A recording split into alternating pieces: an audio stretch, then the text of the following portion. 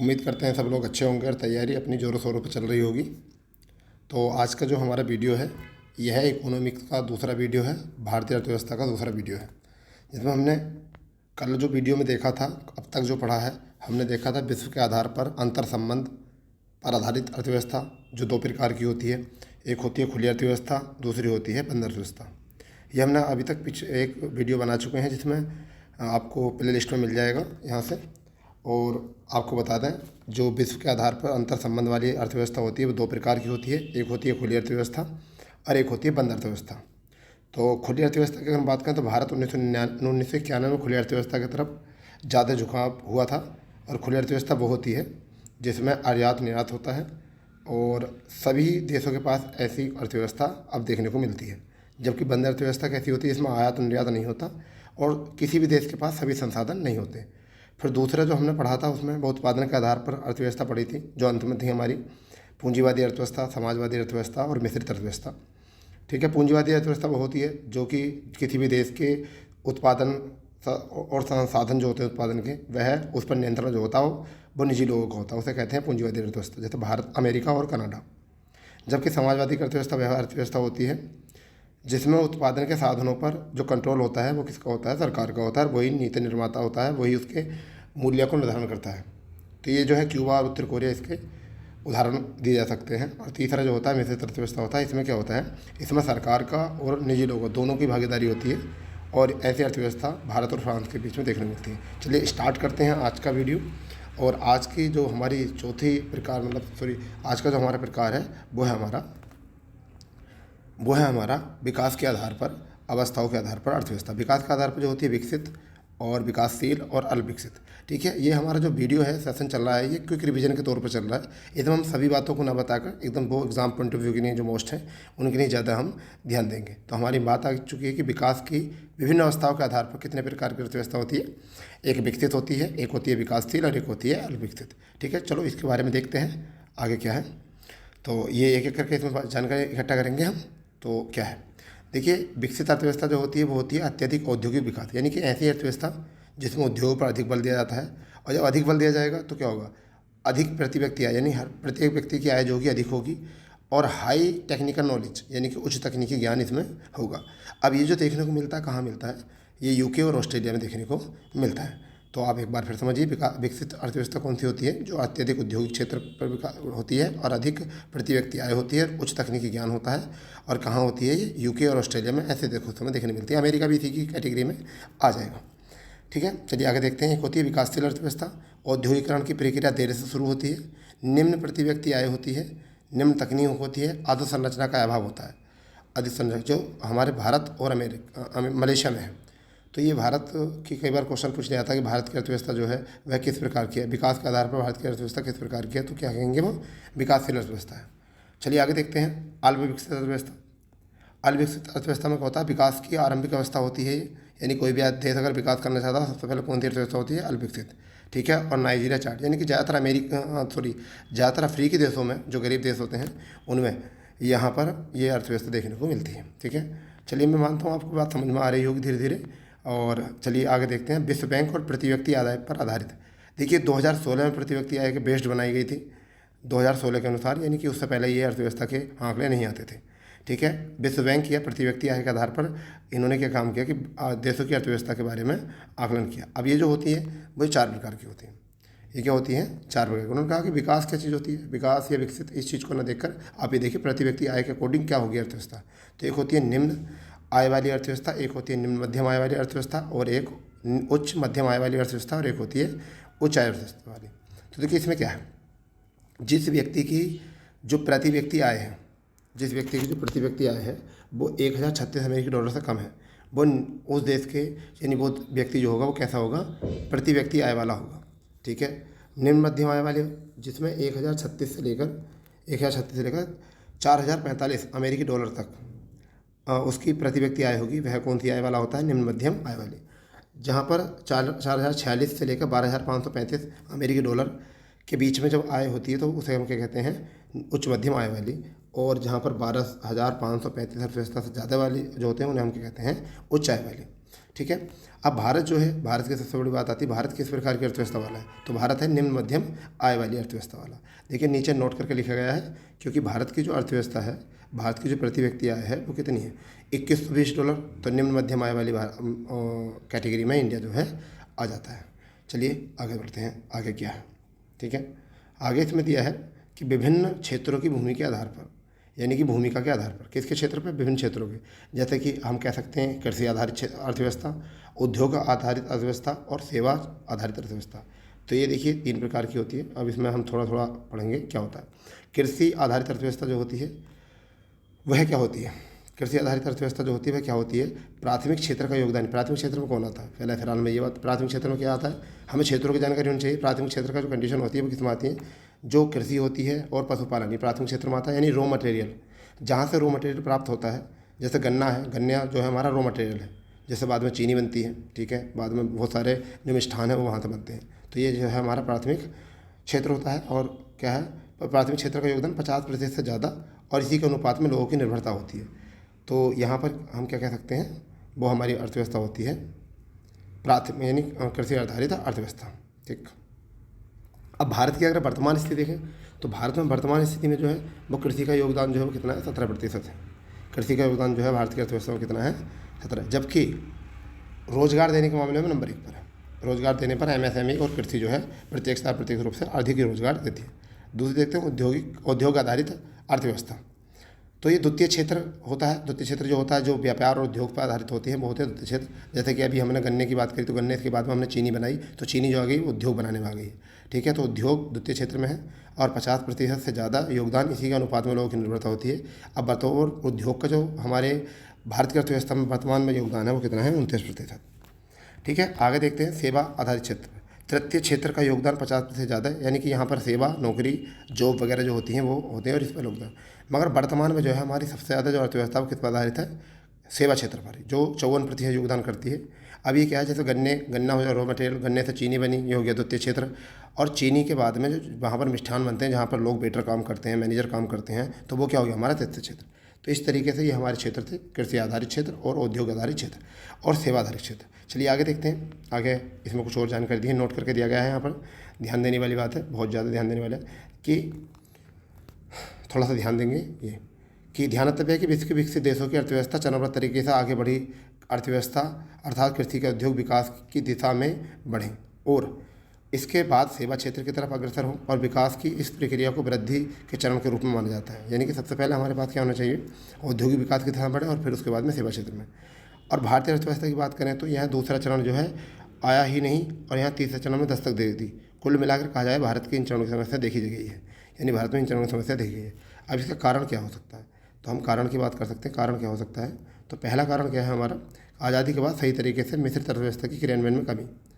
फिर क्या हो सकता है, प्रारंभिक वर्षों में समाजवादी झुकाव से निजी उद्योगों का इस्तेमाल, ठीक। और तीसरा कारण जो हो सकता है वो हो सकता है 1991 के बाद सस्ते श्रम के कारण बीपीओ, यानी कि बिजनेस प्रोसेसिंग आउटसोर्सिंग हब जो है बनना। तो ये इसके कुछ कारण हो सकते हैं, 3 कारण हो सकते हैं, ठीक है। चलिए और आगे देखते हैं इसमें और क्या दिया गया है। आगे देखते हैं देश का अन्य विवरण, यानी कि जो भारत देश है उसका अन्य विवरण हो सकता है, यानी देशों का अन्य विवरण हो सकता है। तो हम कह सकते हैं पहली दुनिया के देश किसे कहते हैं, तो पहली दुनिया के देश।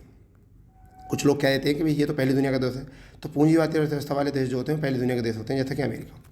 दूसरी दुनिया के देश जो होते हैं वो क्या होते हैं, समाजवादी व राज्य अर्थव्यवस्था वाले देश जो होते हैं, जैसे कि रूस, पूर्व में यूएसएसआर कहा जाता था इसको, ये दूसरी दुनिया के देश कहे जाते हैं। तीसरी दुनिया के देश किसे कहा था, द्वितीय विश्व के बाद स्वतंत्र हुए और मिश्रित अर्थव्यवस्था वाले देश, जैसे भारत द्वितीय विश्व युद्ध के बाद स्वतंत्र हुआ और मिश्रित अर्थव्यवस्था वाले देश है, इसे तीसरी दुनिया के देश कहते हैं। कई बार जिक्र सुना होगा, आम आदमी कह देता है हम तो तीसरी दुनिया के देश के व्यक्ति हैं। चौथी दुनिया के देश ऐसे देश जिनकी विकास यात्रा अब तक शुरू नहीं हुई है, जैसे युगांडा, रवांडा, ये इसे हम कहते हैं चौथी दुनिया के देश, जो अफ्रीका और या कि मध्य अमेरिका वाले देश होते हैं। अब पांचवी अर्थव्यवस्था को जो कहते हैं उभरती अर्थव्यवस्था, ये मोस्ट है, तेज़ी से उभरती अर्थव्यवस्था वाले। तो इसमें क्या होता है, तेज़ी से विकसित होती विकासशील अर्थव्यवस्था, जैसे भारत, चीन, ये आदि। जैसे भारत में भी बहुत जल्दी से तेज़ी से अर्थव्यवस्था उभर रही है, और चीन भी, तो हम इसे कह सकते हैं उभरती अर्थव्यवस्था वाले देश। चलिए आगे देखते हैं, फिर इसमें आगे क्या है, भारतीय अर्थव्यवस्था की कुछ विशेषताएं हैं जिनको हम यहाँ से अच्छे से कवर करेंगे। तो भारतीय अर्थव्यवस्था क्या है, हमको भारतीय जो जानकारी रखनी है, तो हमारी पहली क्या हो सकती है, भारत की जो अर्थव्यवस्था है भारत की जो अर्थव्यवस्था है वो कैसी अर्थव्यवस्था है? भारत की अर्थव्यवस्था खुली, मिश्रित व कृषि प्रधान अर्थव्यवस्था है। भारत की जो अर्थव्यवस्था वो कैसी अर्थव्यवस्था है? भारत की अर्थव्यवस्था आपकी खुली, मिश्रित और कृषि प्रधान अर्थव्यवस्था है। निम्न प्रति व्यक्ति आय वाले हैं, $2120 है। कृषि आधारित अर्थव्यवस्था में जनसंख्या के अलावा 50% हिस्सा संलग्न है और जो 17% योगदान करता है। बेरोजगारी है, ठीक है।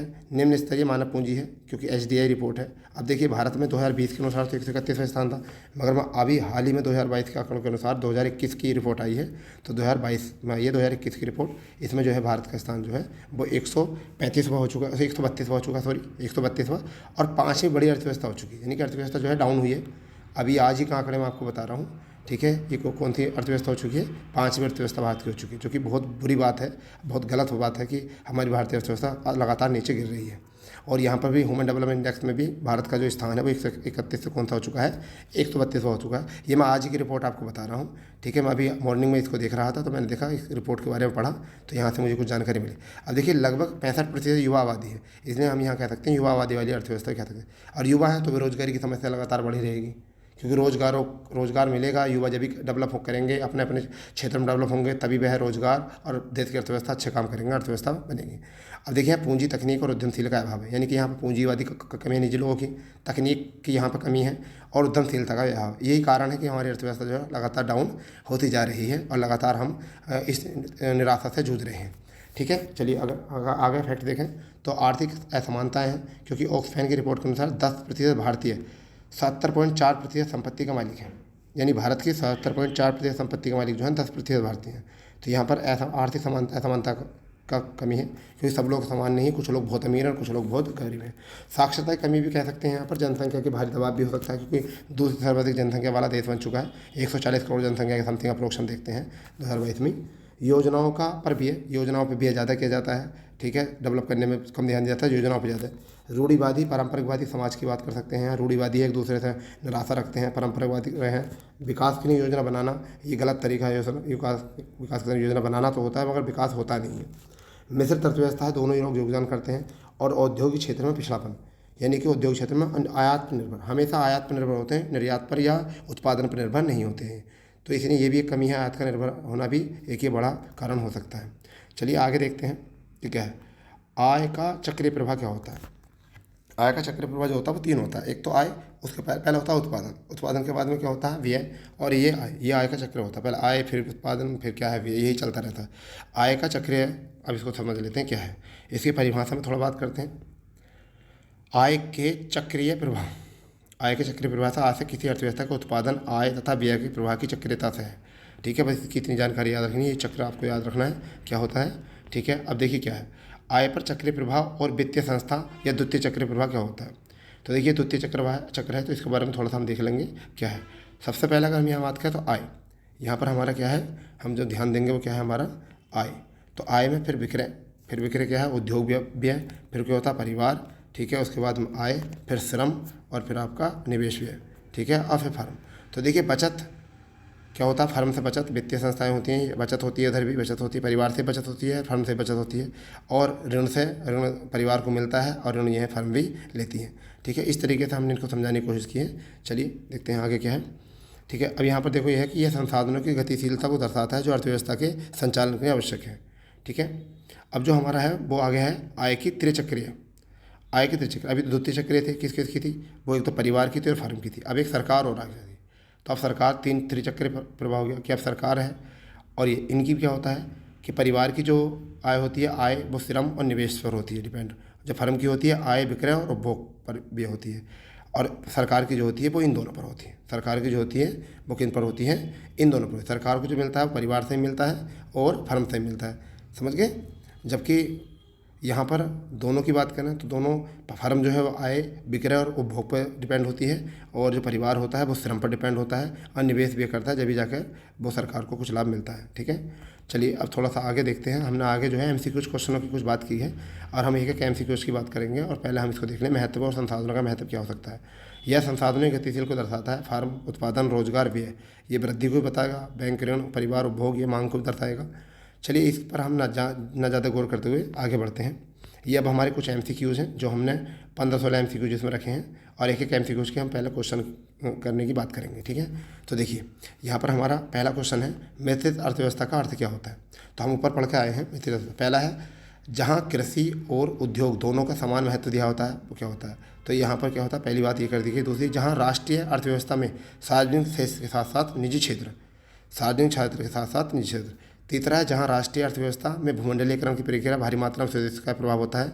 फिर चौथा है, जहाँ पर आर्थिक अर्थव्यवस्था के जहाँ पर आर्थिक नियोजन और विकास केंद्र के। तो देखिए अभी हम पीछे पढ़कर आए हैं सबसे शुरू में, तो हमने यहाँ पर बताया है कि जहाँ पर राष्ट्रीय अर्थव्यवस्था में सार्वजनिक क्षेत्र के साथ साथ निजी क्षेत्र भी होता है। तो हमारा जो आंसर होगा वो कौन सा होगा, वो बी विकल्प हमारा यहाँ से सही हो जाएगा। कौन सा विकल्प हो जाएगा हमारा यहाँ से सही हो जाएगा, बी विकल्प। ठीक है, बी विकल्प हमारा सही हो जाएगा कि जहाँ पर राष्ट्रीय अर्थव्यवस्था के समाज के क्षेत्र के साथ साथ जो है वो क्या होना चाहिए, निजी क्षेत्र का भी योगदान होना चाहिए। तो पहले का हमारा क्या आंसर हो चुका है, बी हो चुका है। देख लीजिए इसका आंसर क्या है, बी है। ठीक है, आगे हम देखते हैं नेक्स्ट क्वेश्चन, वो क्या है, अर्थव्यवस्था के मौलिक सिद्धांतों पे हम ये क्वेश्चन लिख रहे हैं। पहला इसमें एक क्वेश्चन क्या है आपका, हमारा दूसरा क्वेश्चन है कि निम्न में लिखित में कौन सी भारतीय अर्थव्यवस्था का प्रमुख लक्षण हो सकता है। तो देखिए भारत की अर्थव्यवस्था कैसी है, यहाँ पर सी विकल्प में डायरेक्ट रखा हुआ, पूंजीवादी अर्थव्यवस्था, समाजवादी अर्थव्यवस्था, मिश्रित। तो यहाँ पर क्या है आपकी मिश्रित अर्थव्यवस्था। ठीक है, नेक्स्ट क्वेश्चन की ओर बढ़ते हैं। तीसरा क्वेश्चन हमारा क्या है, ठीक है, अपना जो पढ़ा है अभी तक उसका प्रमाण दीजिए यहाँ पर, जो पढ़ा है आपने, और अपने अपने आंसरों को चेक करना कितना आप यहाँ से सही कर सकते हो। ठीक है, यहाँ पर तीसरा प्रश्न जो है, यह सत्य होगा कि भारत को परिभाषित किया जाए। तो कौन से विकल्प से भारत को परिभाषित किया जा सकता है। तो यहाँ पर क्या है, एक खाद्य की कमी वाली अर्थव्यवस्था के रूप में, एक श्रम अधिकता वाली अर्थव्यवस्था के रूप में, एक व्यापार अधिकता वाली अर्थव्यवस्था के रूप में, एक पूंजी वाली। तो यहाँ पर क्या है, इसका आंसर जो हो जाएगा वो बी हो जाएगा। बी हो जाएगा कि भारत में है श्रम करने वाले लोग ज़्यादा हैं और श्रम पर आधारित जो अर्थव्यवस्था यहाँ पर ज़्यादा है। ठीक है, चलिए चौथे प्रश्न की तरफ चलते हैं। क्या है चौथा प्रश्न जो है कि हमारा ये लिखा हुआ है ये कि निम्नलिखित में से क्या सही ढंग से समझता है कि भारतीय अल्प विकसित अर्थव्यवस्था है। क्या समझाता भारतीय अल्प विकसित अर्थव्यवस्था है, जबकि विकासशील अर्थव्यवस्था में अगर ये बता रहे हैं क्या समझा सकता है। तो पहला क्या है इसमें कि जो हमारा कि आय की असमानता वितरण, उच्च निर्भरता दर, राष्ट्रीय आय में वृद्धि धीमी होना, और बैंक में वित्तीय क्षेत्रों में परिवर्तन। तो अभी हम पीछे भारतीय अर्थव्यवस्था को समझ के आए हैं, इसके अकॉर्डिंग जो है हमारे चारों विकल्प बिल्कुल सही हो सकते हैं। देखिए यहाँ स्टेटमेंट दे रखा है और विकल्प हमारा क्या कर रखा है, यहाँ पर चौथा विकल्प हमने सही कर रखा है। ठीक है, तो आप समझ रहे हो इस चीज़ों को थोड़ा थोड़ा। आगे देखते हैं हमारा पाँचवा क्वेश्चन जो है। पाँचवा क्वेश्चन हमारा क्या है, पाँचवा क्वेश्चन, देश की वृद्धि में इनमें से कौन सा अनार्थिक तत्व है। अनार्थिक यानी कि जो इनसे आर्थिक व्यवस्था से जुड़ा हुआ नहीं है। तो इसमें मुझे उम्मीद है कि पाँचवें को आपको सबने लगा दिया होगा। सामाजिक व्यवहार जो होता है उसमें वो हमारा आर्थिक, यहाँ पर पैसे की, सामाजिक व्यवहार से हमारे पैसे की उत्पत्ति या देश की उत्पत्ति को पैसा धन संपत्ति नहीं मिलेगी।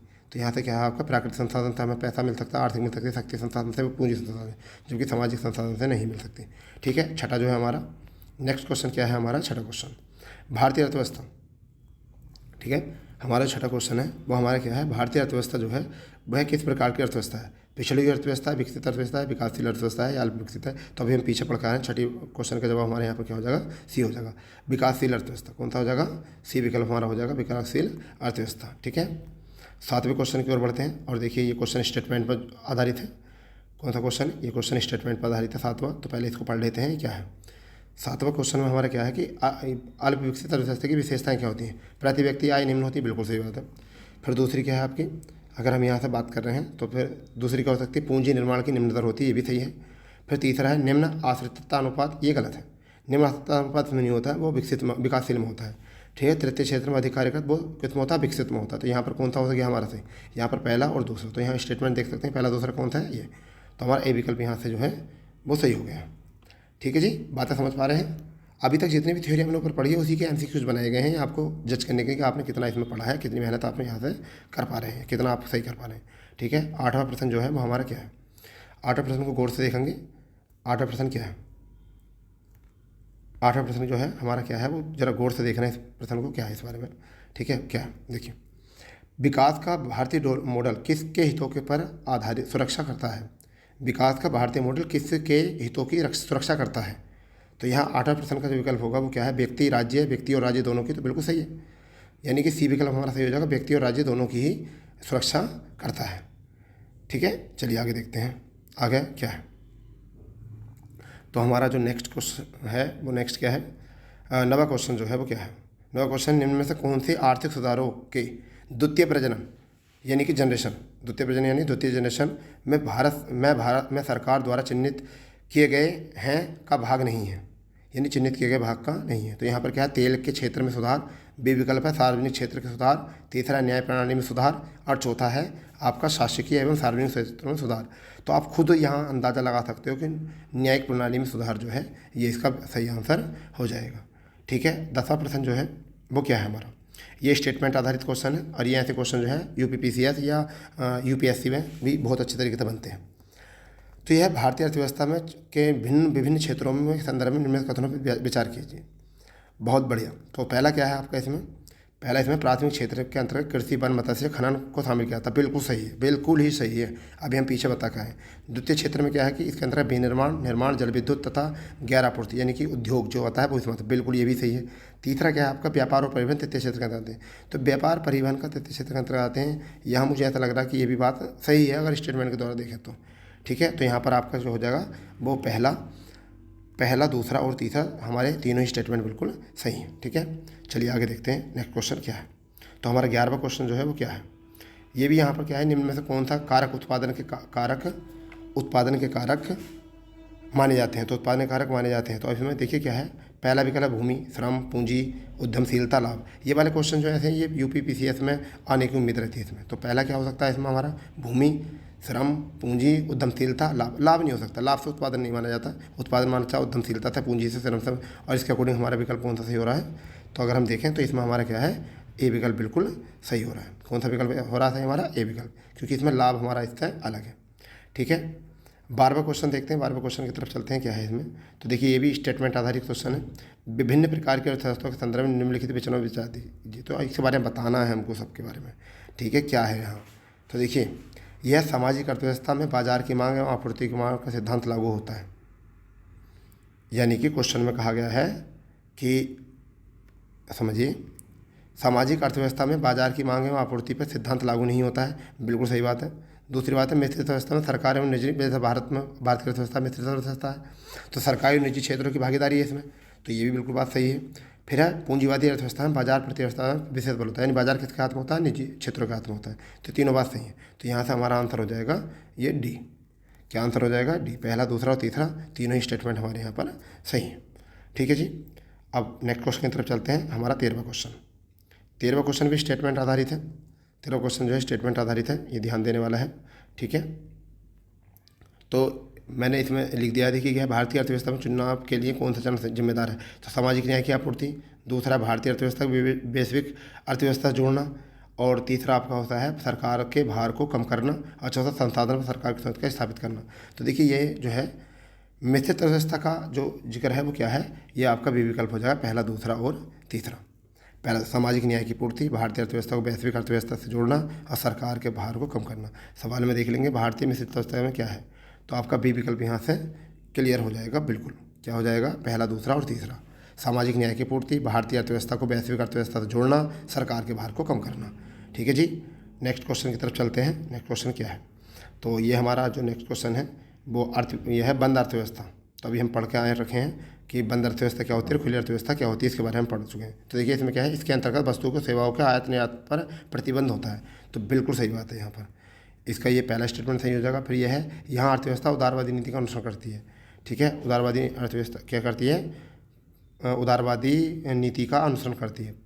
ठीक है, अब यहाँ अगर हम देखें तो इसका हो जाएगा, ये भी बात ठीक ही है कि यह अर्थव्यवस्था उदारवादी नीति का अनुसरण करती है। ये बात भी निर्यात करती है नहीं, ये बात इसका गलत होगी क्योंकि अनुसरण नहीं करती, अनुसरण करती नहीं करती यहाँ पर, ये गलत हो जाएगा। तो हमारा कौन सा हो जाएगा जी?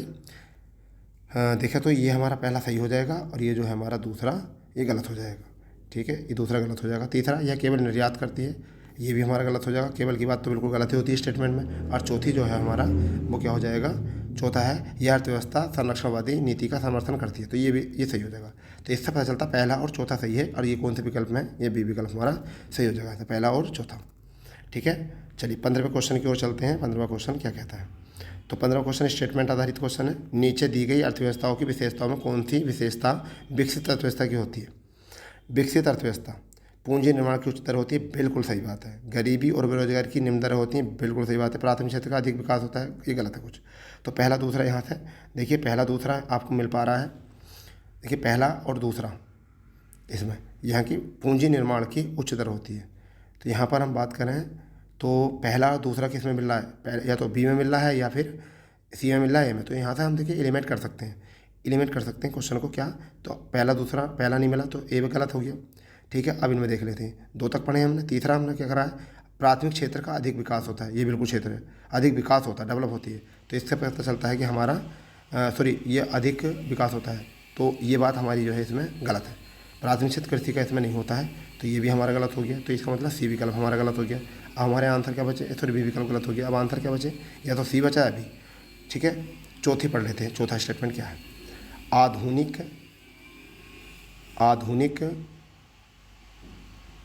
आधुनिक आधारभूत ढांचे का विकास होता है, ये सही बात है। तो इसमें आपका आंसर कौन सा हो जाएगा, ये हो जाएगा। तीसरा गलत है, तीसरा इसमें सही है, तीसरा इसमें सही है। तो कौन सा गलत है, ये तो हमारी एलिमेंट कर सकते हैं। तीसरा सी विकल्प हमारा यहाँ सही है। तो इससे पता चलता है पहला, दूसरा और चौथा हमारा सही है। पूंजी निर्माण की उच्च दर होती हैं, गरीब और बेरोजगारी की निम्न दर होती हैं, आधुनिक आधारभूत ढांचे का विकास होता है। ठीक है, फिर हमारा नेक्स्ट और आज का जो अंतिम प्रश्न रहेगा वो रहेगा हमारा ये कि भारतीय अर्थव्यवस्था में विभिन्न क्षेत्रों की भूमिका के संदर्भ में निम्नलिखित कथनों पर विचार कीजिए। तो यहाँ पर देख लेते हैं क्या है। तो ये स्टेटमेंट आधारित नहीं, बट आपको डायरेक्ट ऐसे करना है। क्या है, भारत के सकल घरेलू उत्पाद में कृषि क्षेत्र का विकास आज़ादी के बाद कम हुआ है, आज़ादी के बाद कम हुआ। फिर दूसरा है, भारतीय अभी भी उद्योग आधारित अर्थव्यवस्था की श्रेणी में नहीं आ सके। फिर तीसरा, भारत के सकल घरेलू उत्पाद के सेवा क्षेत्र में हिस्सेदारी 54% है। फिर चौथा, विकास। तो यहाँ से हमें जो सही करना है वो आपका हो जाएगा ए विकल्प सही है। तो दोस्तों मैं समझता हूँ कि आपको ये सीरीज़ अच्छी लग रही होगी। अब आगे जो है हम इसको थ्योरी का नेक्स्ट लेक्चर लेंगे, और अगर आपको ये बहुत अच्छा लगा हो और आपको यहाँ पर कोई सजेस्ट करना हो तो आप हमें अपने कमेंट बॉक्स में लिख सकते हैं, और अपने दोस्तों को ज़्यादा से ज़्यादा शेयर करें। ठीक है, ज़्यादा दोस्तों को शेयर करें, जिससे कि वो दोस्त भी आपके लाभ उठा सकें, और आपका सपोर्ट ही हमारे लिए जो है वो फीडबैक है। ठीक है, तो जय हिंद, जय भारत।